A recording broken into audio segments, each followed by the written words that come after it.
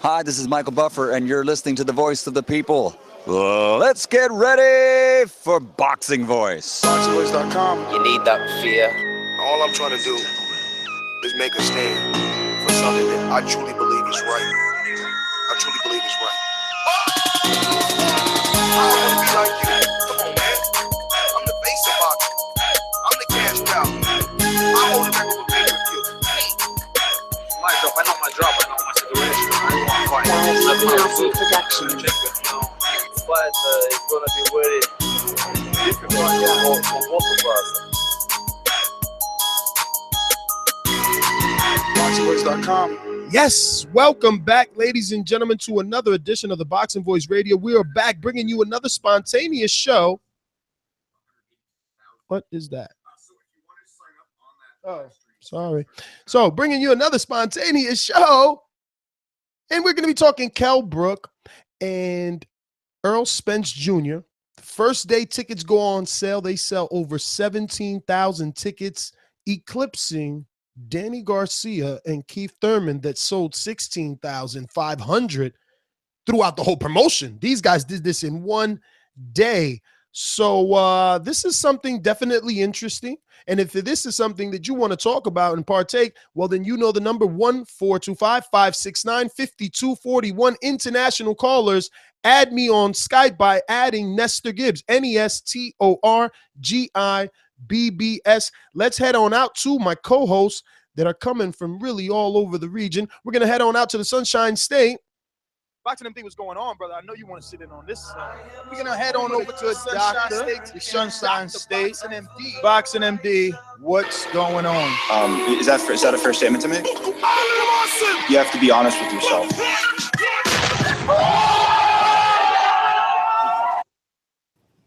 Well, as expected, this fight has already done well in the box office because of the height. When you bring over what is perceived as the dark horse in the welterweight division, overseas to what is perceived by the British as the best welterweight on earth, promoted by the best promoter in boxing right now as far as being able to make business ends, you get 17,000 tickets sold in one day. So not surprised. It's a good thing for boxing that it is doing well over there. We are a global sport. So what's good over there benefits us over here as well. And in the Golden State, the hipster. Dollar DiBiase production. This is a beautiful performance against a very tough guy in Michael Johnson. How do you feel about it? Fuck that. Conor McGregor. Boxingvoice.com. You know me, Larry. From a wicked entrance, from a flip over the rock into a knockout. When the main thing is, I just help the guy. I wish. Boxingvoice.com. Yes, like MD said, what happens over there helps us over here. We are a global sport, even though some people do rep the flag, and it's okay. You can rep the flag. You can go, I wish, American boxing was big. I wish these fights were in America, blah, blah, blah. But it is a global sport, and 17,000 tickets being sold in one day is impressive. Though I will admit, I thought it was going to be a little bit more.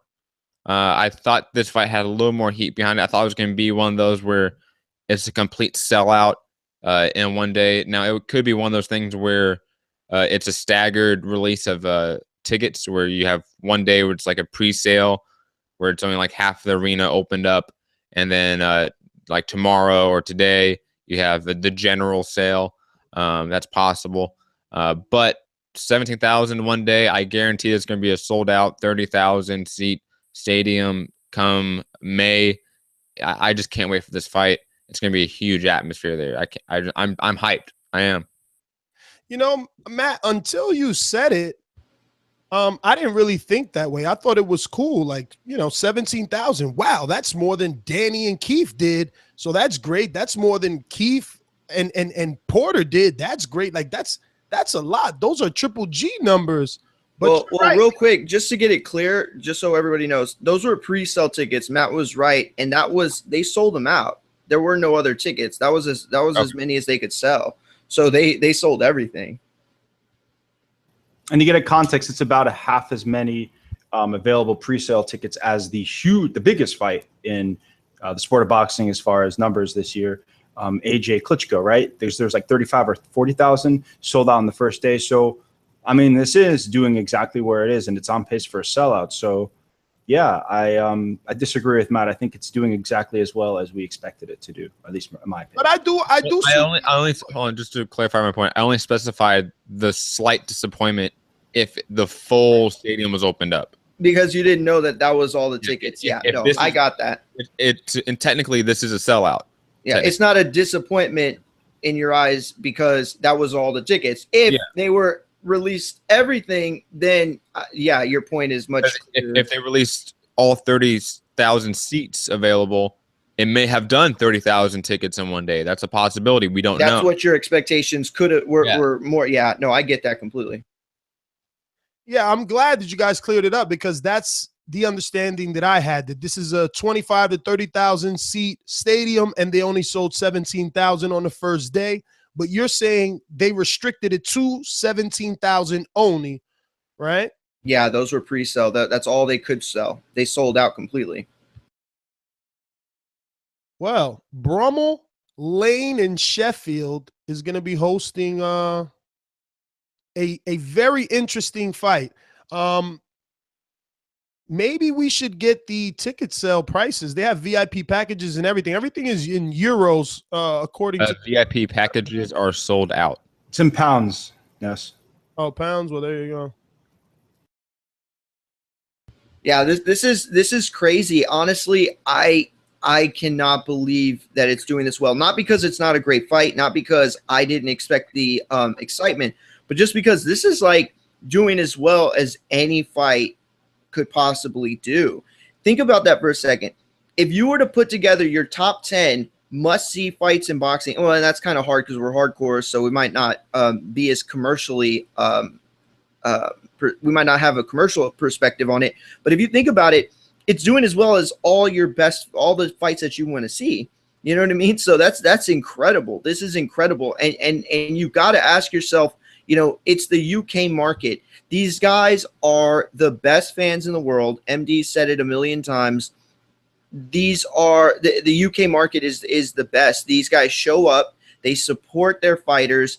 They support great fights. You know, and I have to say that I don't think there's a town in America that would have sold 17,000 on its first day, let alone sold out pre-sale tickets. Joe, think about the impact UK boxing has on even American boxing fans. They make someone who is Mexican-American pick Amir Khan over Canelo. It's very weird. They have a lot of impact. No, you're absolutely right. I mean, it's not just that, because if you think about it, look at all the attention Errol Spence is getting. Like, this is doing just for his career. Like, all the people that could have talked about, was this a mistake for Earl, or like, did he bite off more than he can chew? That's as far as the ring goes. No, I got it. But I honestly agree with your point, MD. This is benefiting him, Errol Spence, more than almost any other fight would have, being that he went to the UK. And so, you know, I think that you're absolutely right.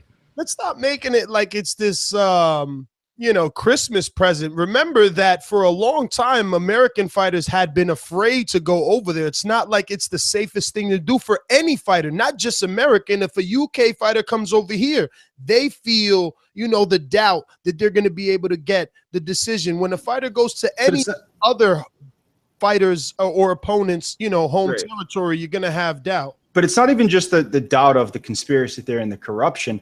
When you are fighting in an arena that has 50,000 people, or let's just, to make math easier, just say 40,000 people, and of the 40,000 people, 35,000 people there are rooting for you, which is the British guy. Maybe it's even a higher percentage of that. Each punch that kind of lands, or each punch that lands somewhat significantly, is magnified by the audience. And I think that's bigger than even the conspiracy theory corruptions of the biased judges, that it's hard sometimes. Even some of these judges are good at their job and know what boxing is, and some of them are not. They get influenced by those things, right? Because they can't always see where they're sitting ringside, the whole ring. So if they assume that the way the crowds reacts, that he landed, even if it went off his gloves, They hear the audience scream, and like I said, it changes the result of the fight. So yeah. And MD, wouldn't you agree that? And I'm not saying you should. I'm honestly asking you. Would you agree with me that conspiracy theory about going to UK, all of that, the stigma that came with it, has kind of died down a little bit, because we haven't seen those kind of robberies that we've seen in the past, and some of them weren't even like the Durrell fight. I honestly didn't think that was like a robbery, and so I think it's died down a little bit because we've seen a lot more fair scored fights. No, well, I also think that the level of opposition, I think, is more even. So I think that there is more of a competitive aspect, that there sometimes are better British boxers in a division than American boxers in certain divisions. Obviously, the heavyweight division being that, considering that Tyson Fury was at the top of the division, and AJ is at the top of the division. Obviously, Wilder's there, but you have two guys. Obviously, Fury's not active right now, but yeah, I think that's an aspect. But additionally, right, Ness, you want to talk about the prices, because it's an easy conversion to make, because the prices for the general, they start at 40 pounds, 60. They start at 40 pounds, 60 pounds, 80 pounds. The pitch seats, I guess, those are the tiered ones. The pitch ones are 80 pounds, 100 pounds, and anywhere between 150 and 200 pounds, right? And just to do an easy conversion rate in your mind, and I could just make it easy because I know math is not everybody's strong suit. It's for every pound, it's $1.25. So, for example, if something's $40, you have to use the 40, and then you multiply 1/4 of the 40. You add that. So, in other words, a $40 seat would start at $50. A $60 seat would start at $72.25, right? So that's, they start at reasonable prices. And the most expensive tickets are only 200 pounds, which, never mind, are already sold out. So never mind on that one. And also, those are not the secondary market. So if you go to like StubHub.com or Ticketmaster, like those aren't the prices you see. Well, we're speaking a lot of finances, tickets. Well, the topic of the show is ticket sales, but okay. I'm not saying that it's wrong, MD. Fucking with you. But what I want to say is, because we're talking conspiracy theories, and we mentioned fighters going to others' hometown, let's talk a little bit about the style matchup and what Earl needs to do. What's the one thing? This way we don't bore everyone. We get out to these phone calls. Each panelist give me one thing they feel is Earl's strong suit that he needs to do to get the win in this fight. It's obviously it's the body punching. It's the pressure and the body punching. Whoa. One thing, buddy. There he goes. Pressure and body. I mean, which one is it? Well, body punching. I mean, Ness, body punchers typically are pressure fighters. Am I not correct? You have to get very close to somebody to typically land body shots. You could be a pressure puncher and a pressure fighter and land headshots. All right. So my thing is that Errol Spence needs to be a pressured body puncher. Still going with two things. This guy, it's hard for him. Forgive him. Mario? Okay. I think that you said what he needs to do. I'm not going to say what he does good, because you said what he needs to do. I think what he needs to do is cement his distance in the fight. He needs to fight at a distance that is best suited for him, and that he can control the tempo. I think he needs to be the one firing first. Always. Because he's the bigger guy, the longer guy. That's a really good one. Maybe the more powerful puncher. If he's the one that's throwing first and landing first as a result, that'd be a huge thing in his favor. And I know you said one thing, but I just want to counter off that. The reason why that is so good is because we know that Brook has a tendency to throw punches wildly, I guess. I don't want to say that, but he will get off whatever he can get off. So if you're getting off first, you can prevent him from, succumbing you with, multiple punches. I wish Enrique was here, because there'd be the standard pause after that statement. Enrique would probably say, yo, I think he needs to come in there with his mental gotta be right. And which is true, though. He's got to have his mindset definitely has to be right. That was a good Enrique impression. I wonder, it would be very boring to say the jab. And I think that MD made a great point, which is the body. I thought that was the route to go. And then listening to Matt and Mario, I'm like, damn, we really need to do an all angles film study on the Carson Jones fight to see what was it that Jones did to be able to break his nose, because that's really what caused him the most problems. It wasn't that Jones was good. It was the blood and the, probably the difficulty breathing. Yeah, I mean, it's difficult to say one thing, right? Like, it's so, like, well, it's just so plain. Give us one thing Kell Brook needs to do now, because obviously Earl Spence needs to win convincingly not to get robbed, and that's why we went that route. But sometimes I just want to clarify. But sometimes we don't like it. People say they want to get into the technical aspect of it. I think what the one thing, right? Because you have to that Kell Brook, that Earl Spence needs to do is when he's a body puncher, he needs to move his head in the right positions when he attacks the body. That's it. Because sometimes his head is there to be hit, and he chooses to keep his head pretty up and down when he digs to the body. That's, I guess, the one technical thing. And he does it well too. He just isn't consistent with it. Exactly. And what Kell Brook needs to do is he needs to come in on angles. He needs to use his, I think Kell Brook has better footwork. I think he's a quicker fighter. And I think that he is going to, like Ness said, I think the jab's going to be important for Kell Brook. And he's going to be the type of fighter that moves in and out and that he does his work. Kell Brook's not going to want to sit there and stick his head in Earl Spence's chest and bang it out with him. I think that Kell Brook's going to use the ring and be more of the matador or the boxer in this type of fight. Matt, what do you think Brook needs to do? One thing, he needs to be the one in control. Whatever that is. If he's the one controlling where the fight is taking place in terms of in the ring, what pace of the fight is taking, what sort of style the fight is playing out. He needs to be the one in control, similar to like the Sean Porter fight. He controlled that fight. God damn it, Matt. That's how he beat Sean Porter, was by being in control. If you look at the Carson Jones fight where he got his nose broken and he had issues, it was because he was out of control. He could not control the fight anymore. I swear to God, people are going to think I'm lying. I swear to God, Matt stole everything I was about to say, even bringing up the Porter fight. Okay, I'll just piggyback off of that because I didn't think of anything else. I'll say he cannot let Earl Spence get comfortable. He's got to make him uncomfortable at all times in the fight. So he has to be the busier fighter. He has to throw punches when Earl is sitting there. He cannot let Earl get into a rhythm. That's the one thing, in my opinion. The one thing I'm going to say Kell Brook needs to do is what most fighters I've interviewed love about Kell Brook, and it's the 1-2. We need to see the 1-2 a lot and early so that he can establish not only his power but his dominance. And hopefully he does. Listen, we're going to open up the phone. But Ness, before we open up the phone calls, I'll tell you what the callers can do. They could control the thumbs up with the finger, right? So we're talking about jabs. We're talking about head movement, right? Just take your finger and press the thumbs up. It takes 1 second. And, you sometimes, I hate to remind you guys, but often you guys forget. But that's the little things like that means a lot to us. So continue to like and share the content so we can continue with these hot topic shows.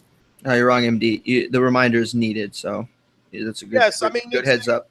It's the most economical way to support the show that you love. Simply pressing the thumbs up button helps us with the visibility of the show and allows us to grow and makes the show more interesting for you because you get a lot of exciting callers and new characters.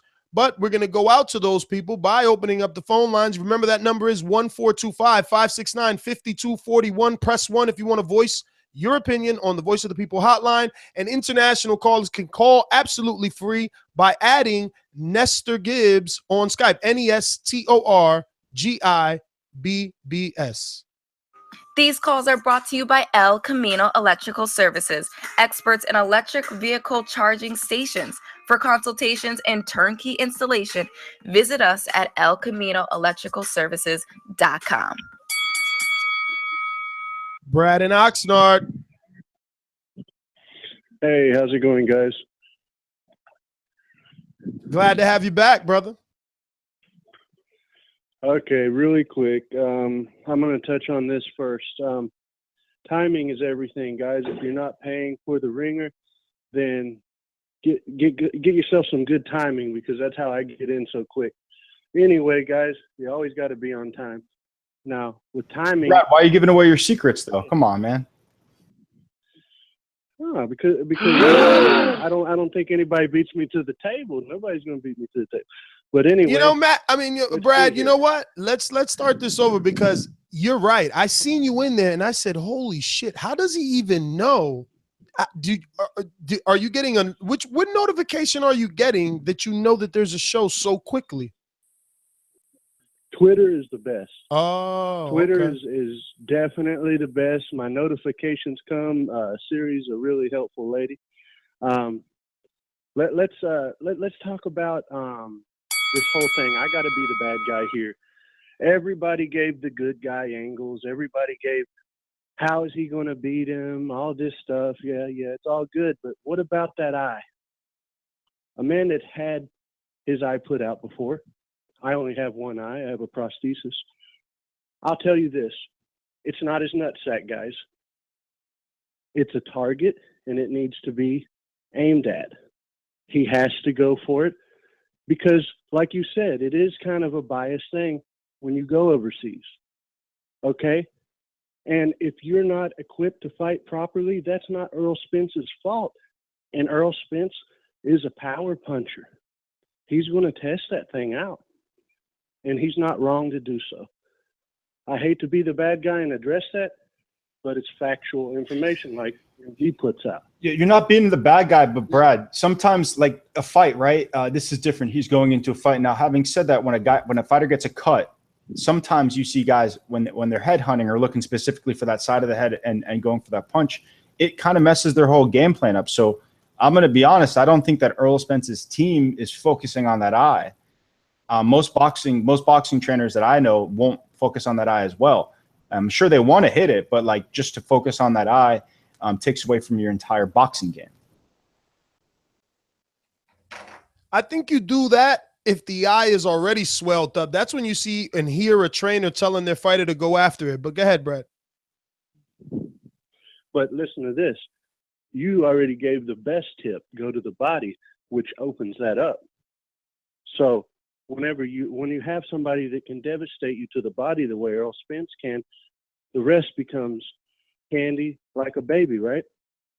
So, I mean, there you go. He's the worst nightmare Kell Brook could have right now, especially after that Triple G. And that's my opinion on that. But do I have any more time, guys? Well, you've been lucky. Oh, okay. Well, I'll run it out like this. Of course, he's going to have more seating when it comes to this fight. How big's the arena? 20,000 it's going to hold. At 20,000, it'll be filled. 30. So, I mean, actually. you got to look at it where it's at. There we go. So, I mean, that's my call. And like and follow and do every other thing you can do to stay in touch with these guys. Phenomenal show. And you can get at me, BlindManBrad86 on Twitter. Thank you. Peace out. All right, Brad. Well, thanks for calling in. As always, we're going to go out to the UK. Let's get to Idris. What up? Hey, man, what's happening, man? First, let me say I got my tickets already. 10:01 a.m. I had to get them. Obviously, I had to set the alarm and all that. But do you know what? I've just got two quick questions for you guys. First of all, if Kell Brook wins, does this make him the A side of the welterweight division? No. Thurman has two belts. He's the A side. I mean, are we talking about like in terms of what? But do you think Thurman will want him more if it can mean a fight in a 60,000-70,000 stadium? I hope. Listen, I talked to Thurman and MD. You were there. He doesn't mind going to the UK and he wants to unify. So if Brook wins it, I'm sure that they would at least entertain it. Look, Eddie Hearn does business without him, and so I don't. I mean, he was in the Lions Den against Danny. Yeah, he went to New York. He went to New York for the other belt. I think if the money's right, any fighter does whatever. Yeah, that's the thing. So Eddie Hearns, you're right about Eddie Hearns. I think he's smart, and I think he's got plans for Errol Spence as well. He's slowly been building up Sam Eggington, and I think that's like win or lose, Errol Spence and Sam Eggington. I think Errol Spence sees a big picture now. It's different. People have been trying to say he's too young to come, but he's done something that a lot of experienced boxers haven't. And now he's starting to see a bigger picture. I think he's going to be trying to get the Sam Eggington fight real soon. Idris, thanks for calling in.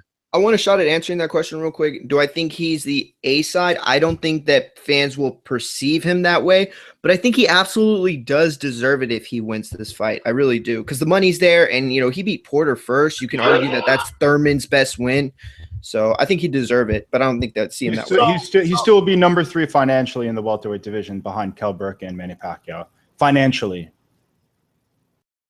And I see both of your points, which are very good ones. I mean, I like how Mario snuck in there. He was like, yeah, he beat Porter first, and that's fucking true. That kind of deflated me. I'm gonna smash Errol's face in. But we'll see. Does he really smash Errol's face in? Let's get out to our boomerang here. He's back. Popping all this champagne, popping all this rosé, getting money like Jose, chain code Norway, shorty wants that foreplay. I'm like, no way, gotta rock it like Coldplay, killing it. OJ. Yo, as the song goes, it says getting money like Jose. It doesn't say getting money like MD. So MD, you're not gonna get any of my money come fight day, buddy. It's all coming back to Canada along with the belt. Sorry, I just wanted to say that. The song just triggered that in my head. Okay, second point here. You guys, I think what you guys should do, you guys especially being all Americans, you guys should look yourselves in the face and stop sucking UK dick and realize it's not that the UK are great fans, it's that Americans are shitty fans. Because when a fight comes to Canada, it sells, and it sells well. So I think, like, look at the fight that was going to go to Australia. It was going to do well. A fight goes anywhere, it does well. A fight goes to the States, you guys just have too many of them. Jose, do you know one of the reasons why it sells so well there is because they black out the fucking local TV channels. So you either have to, you can't even buy pay-per-view in some of the markets. So, you should definitely tell the whole picture before you assume that Canadian fans are good. That's true too. But the truth is, like, in Montreal, no one even really knows who these guys are. Like, David Lemieux isn't a superstar, guys, by any point of the imagination, by any stretch of the imagination. He's super unknown. No one knows who the fuck he is. They just go for the event. They go for the fun. They go for the atmosphere. They go for that, man. And that's what people, they appreciate it. Cut it. All right, let's get out to the milkman, baby. I told y'all a long time ago. Kirkland will go down 3 rounds. Next, I got milk, baby.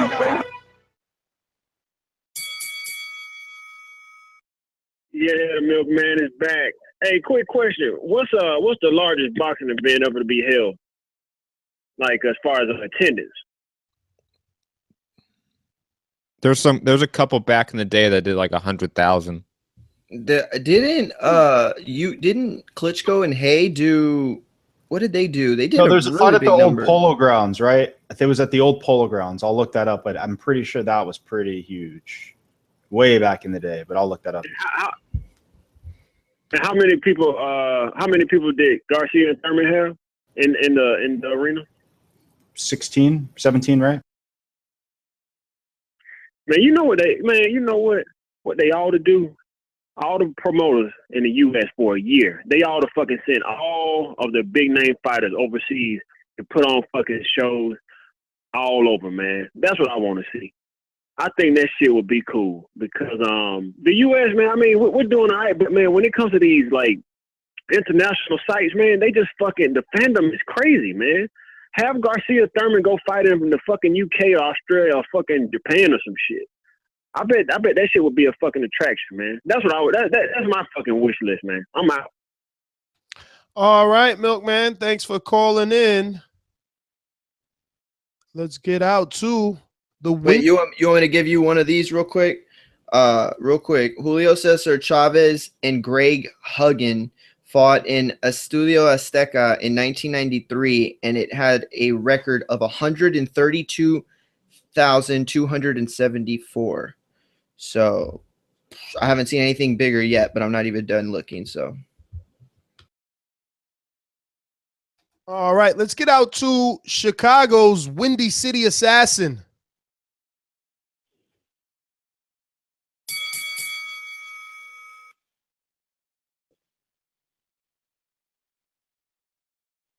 Did you forget your name, buddy? 630 Windy City Assassin, 630.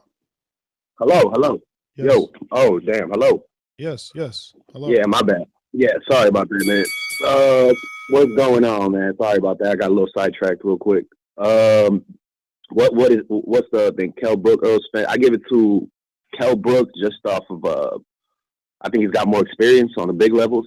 I mean, not really that much, since I would say their best. Kell Brook's best opponent, obviously Triple G, and they both share Sean Porter, but I don't know. I think Kell Brook did a little bit of he's going to do a little bit of a better job outboxing him. He's got more experience on that level, and I don't think that, I mean, Errol Spence is a hard hitter, but I don't think he's got the shot that's going to take out Kell Brook. I mean, Kell Brook was taking punches from the biggest monster ever. So, I don't know. I give it to Kell Brook. He's going to outbox him. He's going to go 12-round decision.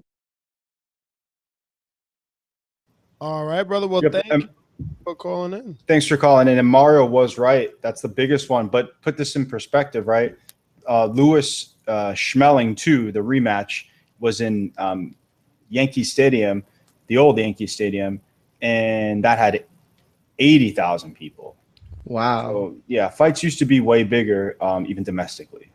Yeah, that's crazy, man. And you think about inflation too. So, what's the highest? I don't think inflation. Yeah, I guess you're saying the amount of people. There's less things to do. They had no TV back then in 1931. Yeah, very true. No TV. That makes everything hard.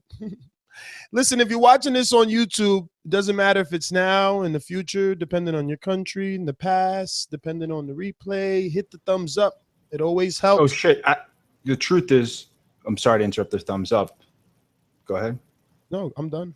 The truth is that the North Korean leader supposedly had the most attendees at his sparring session. He had his entire country watch him. So, technically speaking, the North Koreans are the biggest boxing fans. Mario, I just hope that you're available after this, just for I don't know, 10 minutes, because these guys were being very disrespectful to hip hop. So I think we need to have a discussion. We gotta have one. Poor MD thinks he knows about rap. You know what I mean? The sad thing is, we could preface this saying, I was talking about rap music and what I consider my preferences, and this is yeah, but who sold more records? That's kind of how the conversation went. So you guys. No. I said we could use record sales as an indication as to who is more popular. So if people like your music, they buy your music. If they don't like your music, they don't buy your music. What does popularity have to do with quality? I just don't. Record sales is. McDonald's does a lot more sales than some of the better restaurants in my city that are privately owned. Yet McDonald's is shit, and these restaurants are not. I don't really see how that's a good argument, Ness. Come on. I'm just saying, record sales are at least a metric. Where you have none, you're using opinion. Walmart does more sales than Target, but Target's better than Walmart. Could we go off of magazine ratings then? Thumbs up? How could you say that Walmart's better than Target, or Target's? What is the? I mean, where is the criteria? That was a bad. Well, and I would say that Target's better than Walmart. Come on. I brought this up to say that this is going to be an off-air Patreon only, hip hop debate. Because first of all, he's saying that fucking Nas is better than Jay-Z, which is right there the biggest fucking problem that we have. Right there, that's just the problem. I don't even want to start. That's gonna take. We're gonna take over the show if I start talking about that. I know this guy is crazy, bro. We don't believe you. You need more people. Marcus in DC, talk to us. Yo, man, real quick, man. What did y'all expect, man? The British public comes out better for their fights and fighters than we do, man. It's understood and understand. Let me explain something to people about A-side, because I swear to God, Floyd Mayweather has everybody with this distorted idea what A-side really means. When when Kovalev fought Jean, what's the old light heavyweight champion from Quebec? That dude's the A side. He had the money. Yvonne Michael could pay Kovalev more to put on that fight than Kovalev's promoter could pay old boy to do the fight. That's the definition of the A side. Who is generating the money, right? Not Keith Thurman is the A side, but he doesn't bring any money, so it's only A side in theory. The A side could be who brings the most money. If Kell Brook and Keith Thurman fight, the money and the people behind wanting to see it is going to come from Brook's side, not Thurman's side. Ain't nobody in Clearwater dropping 30,000 seats to see him fight. People don't even know the dude, man. He ride around in the Prius. You can't even emulate him. He ain't even got no big whip. This is what brings people to the table. Cut it. Yo, first of all, he has like 1 out of 56 made Mustang Shelbys in the world. And then he has the sister to it. And then he has the Prius. Secondly, you're right. You know, Kell Brook is the money. I'm not going to debate that. But, you know, don't say the man doesn't have cars. He just doesn't like crashing. He's been crashing a lot. So he sticks in the Prius. Is undefeated. The cops don't pull him over. We're going to go to Salt Lake City. Gabe, what's up?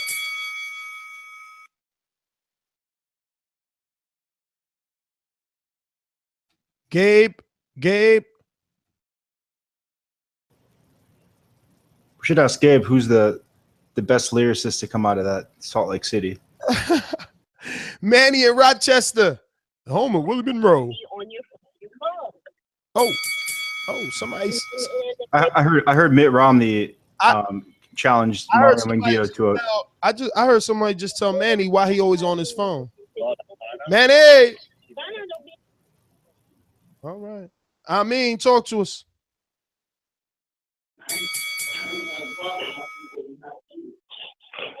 I mean, everyone is listening. Good, fellas? Oh, what up?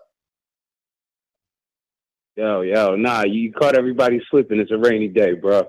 But look, you know, the numbers on this fight make me understand why, even though I think it's a ridiculous fight, why why Eubanks wants to fight Bellew. It's because the money is at the UK. So when it comes to fights overseas in the UK, in terms of the money, UK fighters are the A side. David Hay is the A side against Wilder. He's the A side in terms of money against Joshua's the A side against Wilder. The money works out in the UK. That's my call. All right, I mean, it's true. I mean, look, you know, Charles Martin has proven that to us that going to the UK is definitely where the money's at. I'm pretty sure Brazil got a nice. Wasn't it Brazil? Yeah, he fought AJ over there and Eric Molina. I wonder what they gave Molina. Molina's with Don King, man, so they probably got him cheap. You know, at least Brazil and Charles Martin had Al Heyman to negotiate for them. But always good to report on this type of news. I'll be honest with you, you know. Boxing is international. It's good to see that a fight that we consider a high-level fight, one that we're all excited for, is thriving, and can be used to, you know, help our sport flourish. You know, I can't wait for this one. It's 2 months away, May 27th, on the eve of my birthday, damn near. So I'm really excited. You can catch me on Instagram and Twitter at NesGTO, and my co-hosts. You can follow me at BoxingMD1 on Twitter. You can find me at Mixed Combat News on Twitter and my MMA podcast, Mixed Combat Radios, on Patreon, SoundCloud, YouTube, iTunes, Facebook, etc. Peace.